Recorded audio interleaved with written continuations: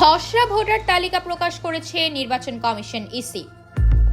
বৃহস্পতিবার প্রধান নির্বাচন কমিশনার এম নাসির উদ্দিনের নেতৃত্বাধীন নির্বাচন কমিশন এই তালিকা প্রকাশ করেছে।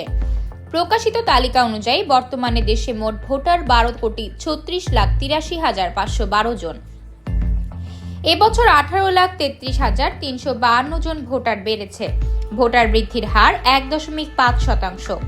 ইসি জানিয়েছে, দেশে পুরুষ ভোটার 6,33,30,103 জন এবং নারী ভোটার 6,03,52,415 জন। হিজড়া ভোটার রয়েছে 994 জন। নির্বাচন কমিশন জানিয়েছে, আগামী 2 মার্চ চূড়ান্ত ভোটের তালিকা প্রকাশ করা হবে।